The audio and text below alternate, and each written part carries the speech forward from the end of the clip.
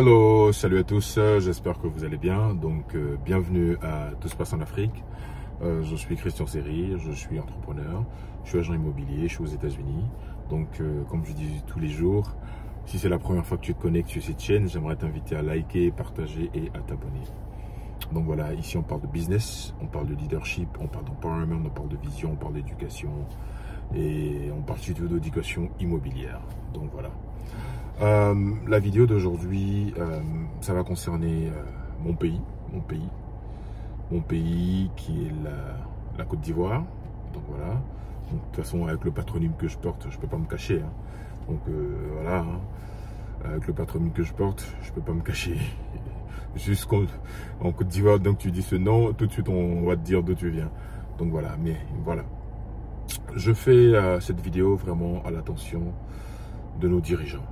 Des politiques. Je sors un peu aujourd'hui de ma ligne éditoriale parce que bon, ici je parle de business et je parle de vision, je parle d'éducation, tout ça. Mais sans paix, on n'a pas de business. Sans paix, on n'a pas de développement. Et étant fils du pays, et j'aime toute l'Afrique, j'aime mon pays, j'aime l'Afrique profondément. C'est pourquoi cette chaîne s'appelle Tout se passe en Afrique.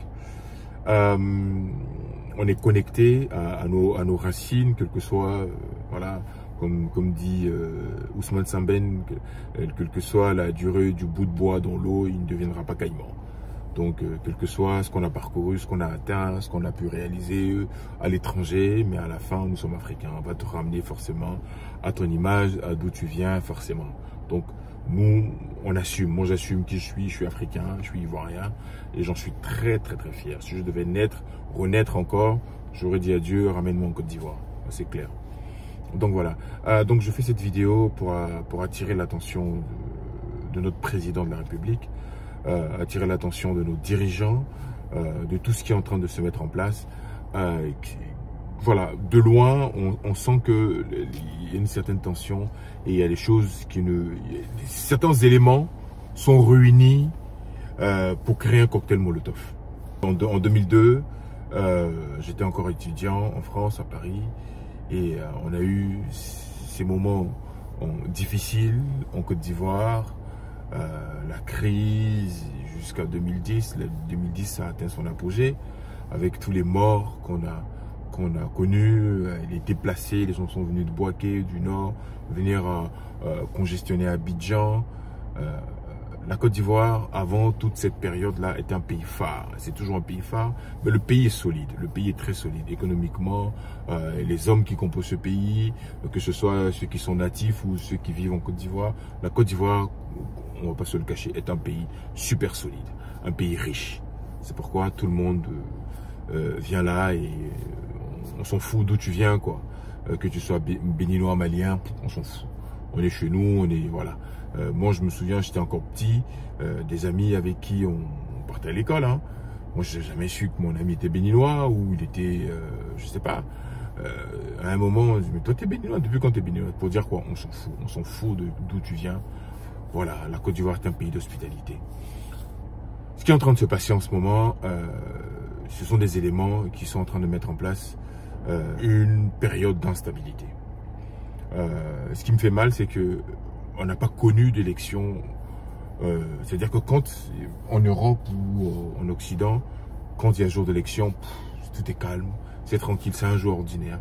Mais en Côte d'Ivoire, quand il y a des élections, la seule élection paisible, c'était celle de 90. On était encore petits, mais on voyait quand même ce qui se passait. La seule paisible, c'était celle de 90. En 95, le président Gbagbo s'est pas présenté, il a fait le boycott actif. En 2000, on a eu cette période d'instabilité, il y a eu l'élection, mais il y a eu quand même des morts, parce qu'il y a eu des manifestations. En 2005, il n'y a pas eu d'élection, parce que le pays était occupé, et coupé en deux.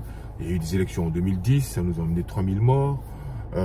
En 2015, il y a eu l'élection, voilà, elle est ce qu'elle est. En 2020, il y a eu aussi une élection vraiment mouvementée.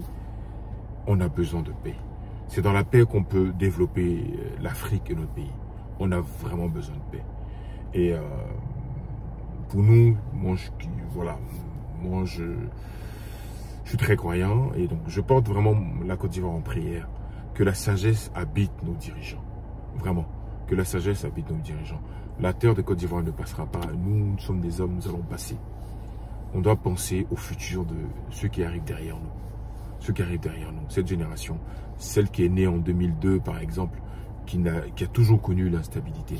On doit être en mesure de pouvoir être stable dans le pays. Il y a beaucoup de personnes qui veulent investir, mais en 2025, là, cette élection dans quelques mois, des gens commencent à déjà à faire virer leurs fonds ou bien déjà préparer leur endroit B où ils vont partir, soit au Sénégal ou au Togo ou au Bénin, le temps qu'il y a des élections et que on ne sait pas comment ça va se passer. C'est vraiment dommage. Moi, je garde mon pays en prière, mais ma prière, c'est que la sagesse habite nos dirigeants, qu'on donne la possibilité à tout le monde. Parce que le pays passera pas. On a eu des grands dirigeants dans le monde, Napoléon, Houphouët, Chirac, Mitterrand, ils sont passés. La France est restée, la terre est restée. Bédier n'est plus là, Houphouët n'est plus là. Un jour, moi aussi, je ne serai plus là. Gbagbo ne sera plus là, Ouattara ne sera plus là. Qu'est-ce qu'on laisse à notre postérité?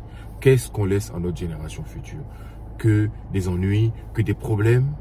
Moi, je suis croyant. La Bible dit que l'homme de bien laisse un héritage à ses petits-enfants. Quel héritage allons-nous laisser à nos petits-enfants? Quel héritage?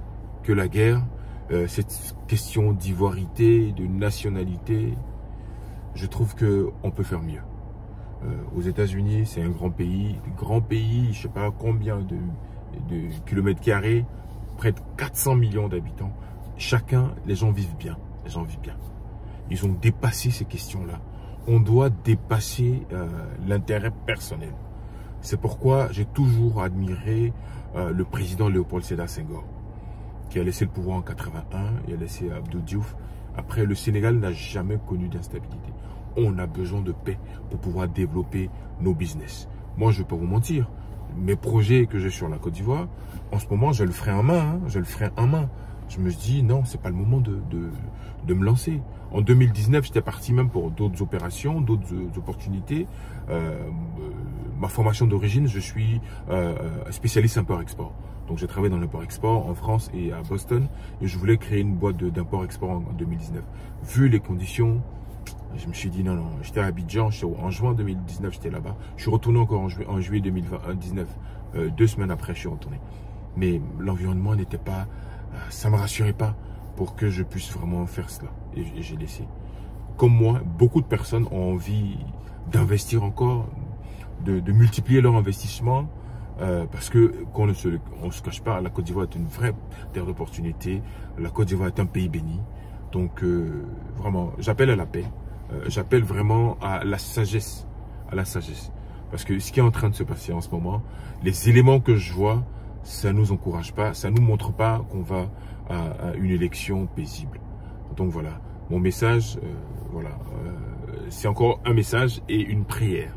Une prière. On a besoin de paix. On a besoin de paix pour se développer. On a besoin de paix pour se développer.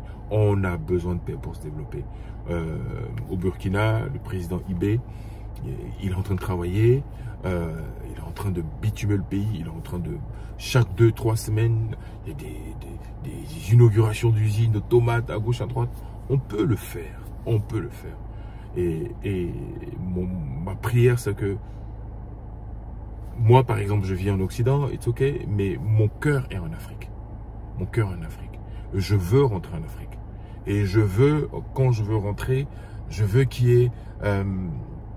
quand je rentre, c'est pour redonner du peu que j'ai appris. Et aussi aider ceux qui sont là. C'est pas forcément comme dans mon pays en Côte d'Ivoire, mais partout. Partout en Afrique. Et je me prépare pour cela. Donc voilà. Je ne resterai pas en Occident toute ma vie. Je vais rentrer dans mon pays. Je vais rentrer dans mon continent. Que ce soit au Mali, au Burkina, au Sénégal, où je vais me sentir bien. Mais ma vision, c'est de redonner à mon continent. Et mon continent a besoin de paix. Nos terres ont besoin de paix pour se développer. Donc voilà. Si le président Ouattara voit cette vidéo, si le président Gbagbo voit cette vidéo, le président Thiam ou tous les acteurs politiques, on a besoin de paix. Je vous en supplie. On a besoin de paix pour développer notre pays, si riche et si paisible. Donc voilà. Je ne sais pas ce que toi tu en penses, que toi tu me regardes, mais prions pour notre pays afin que la sagesse gagne nos dirigeants. D'accord? Même si toi tu es étranger, que tu vis en Côte d'Ivoire et que cette terre te donne à manger, prie aussi pour ce pays afin que la sagesse gagne nos dirigeants. D'accord? Voilà. Voilà mon petit message de ce jour. J'ai fait une entorse à ma ligne éditoriale aujourd'hui en parlant de politique, mais j'appelle à la paix. D'accord? Allez, à très bientôt. Salut. Bye bye.